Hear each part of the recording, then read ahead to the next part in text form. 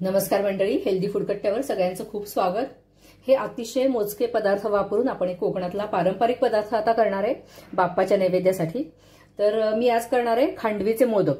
तर त्याच्यासाठी आपल्याला फक्त अर्धी वाटी तांदूळ, अर्धी वाटी गूळ आणि अर्धी वाटी ओलं खोबरं लागणार आहे आणि थोडंसं जायफळ। बाकी ड्रायफ्रुट्स वगैरे ऐच्छिक आहे, तुम्हाला हवे तर तुम्ही घालू शकता, नाही घातले तरी सुद्धा हे खूप छान खमंग होतात मोदक। किंवा आपण याला खानतोडी म्हणजे याच्या वड्या पण करू शकतो। आणि ह्याच्यासाठी थोडंसं तूप लागेल, फार जास्त तूप लागत नाही। तर झटपट आपण ह्याचे खानतोडीचे मोदक कसे करायचे ते बघूया। तुम्हाला जर वेळ असेल तर हे तांदूळ जरा स्वच्छ धुवून थोडेसे वाळत ठेवा, म्हणजे छान होतात, कारण एकसारखे भाजले जातात आणि त्याची जो रवा आपण मिक्सरमध्ये करतो तो पण छान होतो।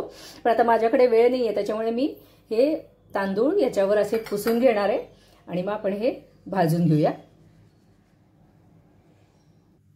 अगदी मंद गॅसवर आपण हे खरपूस भाजून घेऊया। आधी तांदूळ छान भाजले, म्हणजे मी जसं आधी म्हणलं तसं त्याचा एकसारखा रवा होतो मिक्सरमध्ये आणि नंतर खांडवी करायला आपल्याला जास्त वेळ लागत नाही, कमी वेळामध्ये आपली खांडवी होते, कारण आधीच तांदूळ छान भाजले खमंग असतात, नंतर त्याचा रवा जास्त वेळ भाजावा लागत नाही आपल्याला।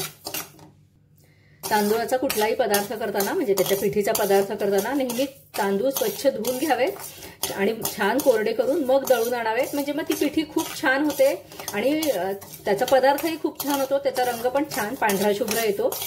पण आता मला वेळ नाहीये, त्याच्यामुळे मी फक्त पुसून घेतलेले आहेत तांदूळ। तांदळाचा रंग बदललेला आहे। आता हे तांदूळ मी गार करत ठेवते, गार झाल्यावर आपण मिक्सरमध्ये याचा रवा करणार आहे। त्याच्यानंतर मी अर्धी वाटी तांदूळ घेतले होते, तर 1.25 वाटी मी हे पाणी गरम करत ठेवणार आहे। तांदूळ जर जुने असतील तर तेवढं 1.25 वाटी पाणी लागतं, नवीन तांदूळ असतील तर 1 वाटी पुरेसं होतं, तांदळाच्या क्वालिटीवर ते अवलंबून आहे। तर आता हे तांदूळ गार होईपर्यंत मी आधण ठेवणार आहे याच्यावर। तांदूळ छान गार झालेले आहेत। ऑन ऑफ करत आपल्याला हे तांदूळ असे जाडसर वाटायचे, एकदम पीठ नाही करायचं। असा छान असा जाडसर रवा मी करून घेतलेला आहे। एखादी कणी राहिली तरी सुद्धा काही हरकत नाही, छान शिजते ती। तर आता आपण ह्याची खांडवी करायला घेऊया। 1 चमचा तूप घातलेलं आहे। आता ह्याच्यामध्ये हा जो तांदळाचा रवा आपण तयार केलाय तो घालूया आणि आता छान भाजून घेऊया परत एकदा। आधी तांदूळ भाजलेले असल्यामुळे 2 ते 4 मिनिटात हा आपला रवा भाजून येईल। अगदी कमी प्रमाणात आहे, मी नैवेद्यापुरता आता करते हे मोदक। खांडवी म्हटलं की आता सगळ्यांना गुजरात ही खांडवी म्हणजे सुरळीची वडी ज्याला आपण म्हणतो, तर खांडवी म्हटलं की तीच सगळ्यांना माहिती आहे, पण हा कोकणातला अगदी जुना पारंपरिक पदार्थ आहे। असं सगळं म्हणजे थोडक्यात म्हणजे तांदळाच्या रव्याचा शिरा करून त्याच्या वड्या थापतात ओलं खोबरं घालून, तर त्याला खांडवी म्हणतात। पण त्याच खांडवीचे आज आपण बाप्पासाठी मोदक करणार आहे। अजून 1 चमचा तूप घातलंय मी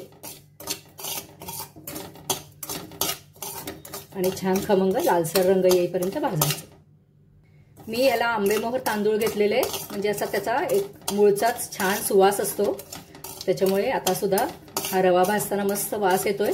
पण तुम्ही कुठलेही तांदूळ घेतले तरी चालेल। तांदळाचा रवा आता छान गुलाबीसर असा भाजून झालेला आहे आणि त्याचा छान खमंग भाजलेला वास पण येतोय। आता ह्याच्यामध्ये जे आपण आधण ठेवलं होतं, म्हणजे पाणी गरम करून ठेवलं होतं, तर ते घालायचंय। त्याच्या आधी मी अनेकदा आधी सांगितलेली टीप परत एकदा सांगते।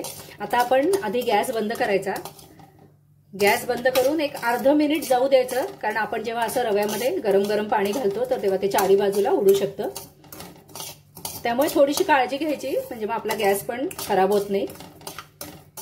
आता एक अर्ध्या मिनिटांनी त्याच्यामध्ये आधण घालते।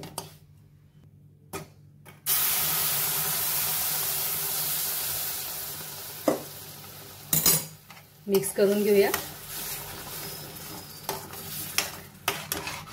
आणि आता आधी गॅस लावते।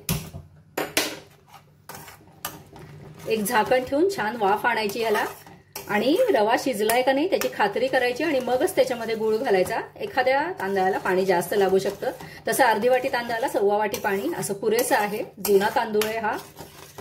तर आता एक वाफ घेऊया आपण झाकण ठेवून।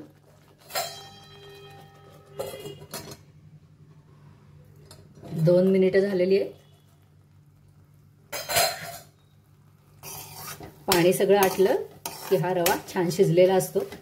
अशी कणी आहे ना, तर ती दाबून बघायची शिजलाय का नाही ते. व्यवस्थित शिजलेला आहे. आणि आता ह्याच्यामध्ये मी गूळ आणि खोबरं मिक्स करणार आहे. कोकणामध्ये पारंपरिक जी खांडवी करतात तर त्याच्यामध्ये ओलं खोबरं थापताना लावतात, पण काय होतं थोड्या वेळाने त्याला वास येतो. त्याच्यामुळे ह्याच्याबरोबर जेव्हा आपण गूळ आणि खोबरं छान शिजवून घेतो तेव्हा ते बराच वेळ चांगलं राहतं, वास वगैरे येत नाही त्याला. तर आता याच्यामध्ये गूळ आणि खोबरं मिक्स करूया. अर्धी वाटी तांदळाला मी अर्धी वाटी गूळ घेतलेला आहे. हे बरोबर प्रमाण होतं अगदी. त्याच्यानंतर ओलं खोबरं घालते, मिक्स करून घेऊया.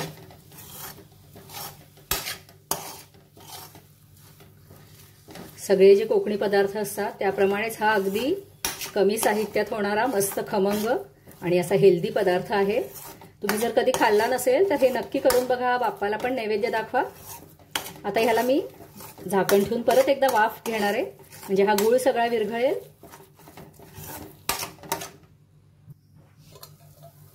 एक 2-3 मिनिटं झालेली आहे. आता ह्यालाही छान वाफ आली आहे. हे मिश्रण छान शिजलेलं आहे. एकदा मिक्स करून घेऊया फक्त.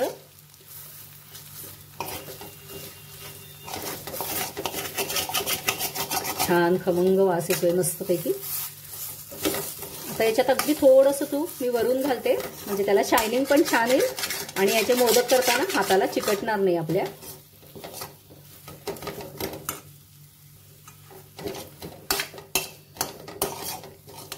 आता हे थोडंसं गार झालं म्हणजे आपल्याला हाताला त्याचा चटका बसणार नाही, इतकं गार झालं की आपण ह्याचे मोदक करूया.